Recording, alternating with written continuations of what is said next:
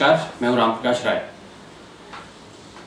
हर व्यक्ति, संस्था या तमाम जो ऑर्गेनाइजेशंस हैं उनके जो तमाम सारे परफॉर्मेंस की रिपोर्ट है उसको मापने के लिए कुछ मानदंड होते हैं। उनका अलग अलग मानक होता है जिनके आधार पर उनके प्रदर्शनों को तय किया जाता है कि फला व्यक्ति, अमुक व्यक्ति या अमुक संस्था जो है वो किस तरीके का प्रदर्शन कर रही है। इसी मानदंडों के आधार पर इसकी रिपोर्ट बनाई जाती है। फिर उस रिपोर्ट के हिसाब से जो उस संस्था, व्यक्ति, उद्योग या फिर देश के स्तर की, अगर वैश्विक स्तर में बात करें तो देशों की भी पॉजिटिव या नेगेटिव छवि उसी रिपोर्ट के आधार पर बनती है। इस तरीके के तमाम रिपोर्ट्स अलग अलग क्षेत्रों के बनते रहते हैं समय समय पर, और समय समय पर ये जारी होते हैं। बहुत सारे ऐसी रिपोर्ट्स हैं जो देश के स्तर पर जारी होती हैं और बहुत सारी ऐसी रिपोर्ट्स हैं जो वैश्विक स्तर पर जारी होती हैं तमाम सारी चीज़ों को लेकर के। इन जो रिपोर्ट्स का असर है वो देश के सामाजिक, आर्थिक और राजनीतिक स्थितियों पर पड़ता है। ऐसा ही कुछ बीते दिनों एक रिपोर्ट जो सबसे ज़्यादा चर्चा में रही उसको लेकर के है। ये रिपोर्ट थी ग्लोबल हंगर इंडेक्स की, यानी जो वैश्विक भूख सूचकांक है उसकी एक रिपोर्ट जारी हुई। इस रिपोर्ट के आधार पर भारत जो है वो अपने पहले के भी प्रदर्शन से 6 पायदान नीचे चला गया था। ये जो रिपोर्ट जारी हुई इसके हिसाब से भारत 107वें नंबर पर खिसक गया था। जब संस्था द्वारा ये रिपोर्ट जारी की गई तो उसके बाद इस रिपोर्ट के चलते सोशल मीडिया और तमाम तरीके की जो भी प्लेटफॉर्म्स हैं उस पर खूब हंगामा मचा। पूरा विपक्ष जो है वो सरकार पर हमलावर हो गया। लगातार विपक्ष जो है वो सरकार पर हमले करने लगा। इससे सरकार में नाराजगी हुई और सरकार ने कुछ चीज़ों पर आपत्ति जताई।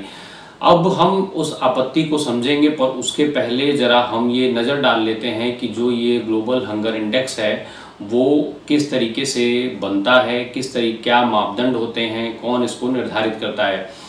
जो अभी पीछे रिपोर्ट जारी हुई जो ग्लोबल हंगर इंडेक्स के अनुसार 136 देशों के आंकड़े लिए गए थे इस संबंध में, जिसमें से 121 देशों को वरीयता के क्रम में रखा गया था। यानी वरीयता की सूची जो थी उसमें 121 देश ही शामिल किए गए थे। बाकी जो 15 देश थे उनको इस सूची में स्थान नहीं मिल पाया था। वजह रही थी इन देशों से सही आंकड़ों का ना मिल पाना, सही आंकड़ों की उपलब्धता ना होने के कारण इन देशों को सूची से बाहर रखा गया था। वहाँ से समुचित आंकड़े उस संस्था को नहीं मिल पाए। ये जो सूची थी इसमें भारत के जो तमाम पड़ोसी देश हैं, जिसमें श्रीलंका, बांग्लादेश जैसे देश जो हैं, पाकिस्तान, वो सब भारत से ऊपर आते हैं और भारत 107वें नंबर पर आता है। वहीं केवल एक अफगानिस्तान ही ऐसा देश है जो भारत से नीचे आता है। वो करीब 109 अंकों के साथ भारत जो 109वें स्थान पर अफगानिस्तान आता है, भारत 107वें स्थान पर। ये जो परफॉर्मेंस है एचजीआई की, जो जीएचआई की रिपोर्ट बनती है वो 0 से लेकर के और 100 तक के अंकों पर आधारित होती है, और इसमें जितने कम अंक होते हैं उतना ही अच्छा इसका रिजल्ट माना जाता है, उतनी ही अच्छी परफॉर्मेंस मानी जाती है, उतना बेहतर परफॉर्मेंस माना जाता है।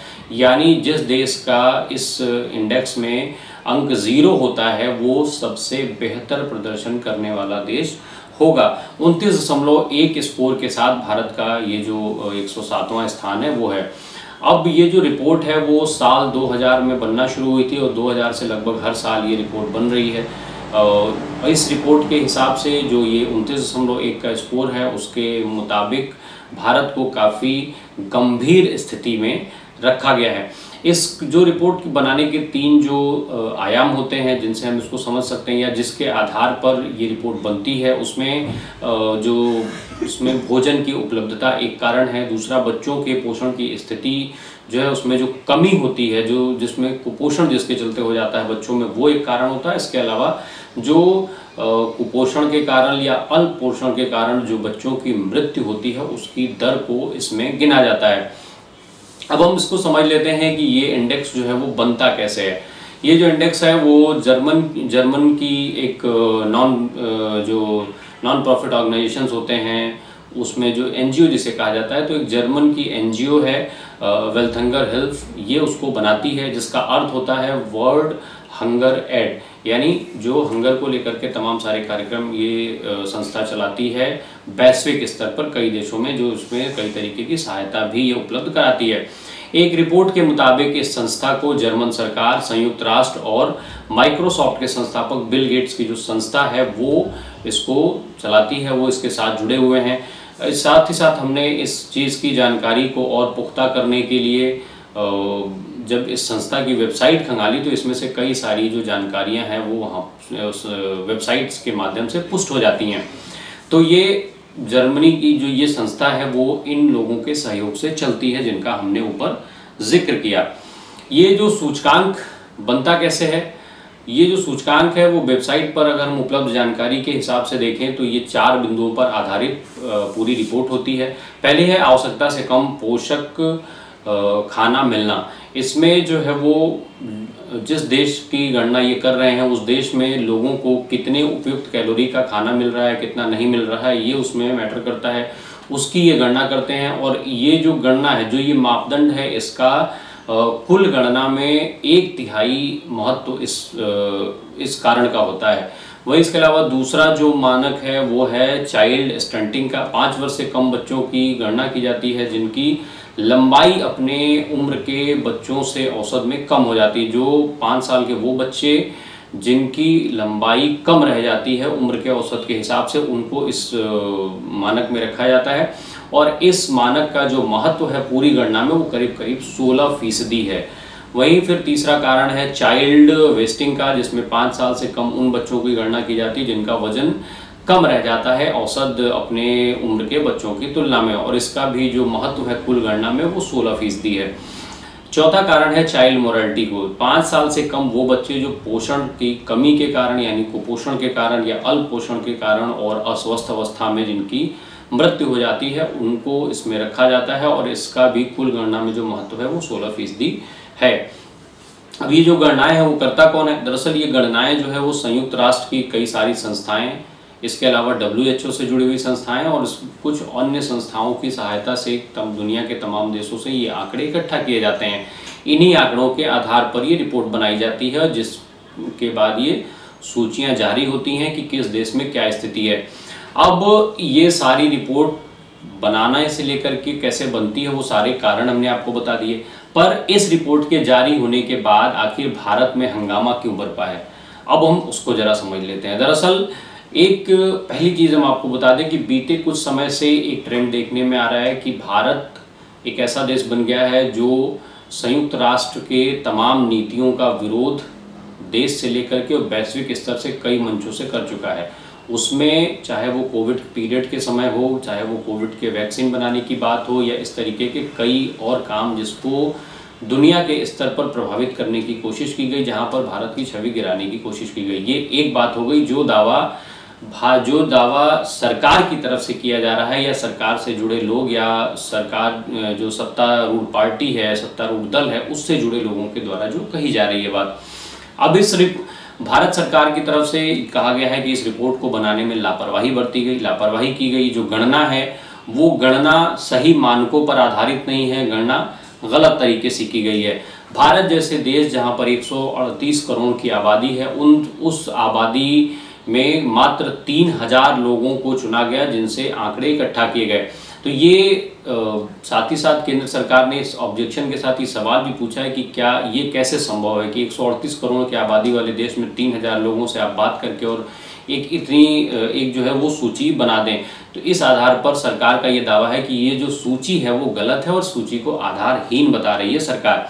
साथ ही साथ सरकार का आरोप ये भी है कि ये जो मानदंड इसके लिए रखे गए हैं वो भी भारतीय परिप्रेक्ष्य में सही नहीं बैठते हैं। वो दुनिया के तमाम देशों में अलग अलग हो सकते हैं। जैसे उसका उदाहरण स्वरूप लिया गया है कि जो कैलोरी की आवश्यकता की बात कही गई है वो दैनिक आवश्यकताएं अलग अलग होती हैं। भारत में पुरुषों में इस जो दैनिक कैलोरी की आवश्यकता है वो 1500 है, वहीं महिलाओं में 1200 है।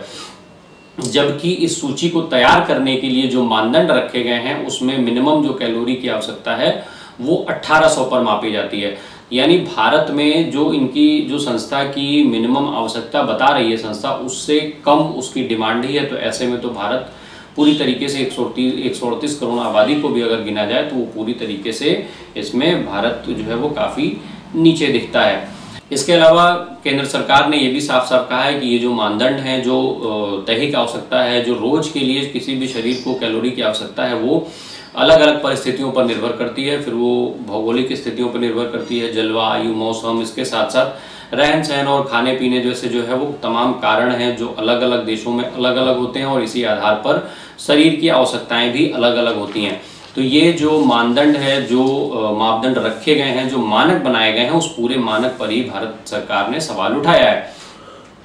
अब ये जो एक कारण हमने पहले बताया था, जो कहा जा रहा है बार बार, जो तमाम जिसकी चर्चा है, कई मीडिया रिपोर्ट्स भी इस चीज़ को लिख रही हैं कि जो देश दुनिया के कई मंचों पर यूएन की गलत नीतियों का भारत विरोध कर रहा है, इसके चलते दुनिया की कई एजेंसियां ऐसी हैं जिनके माध्यम से भारत पर हमले किए जा रहे हैं। ये सारी चीज़ें दबाव बनाने की राजनीति के तहत की जा रही है।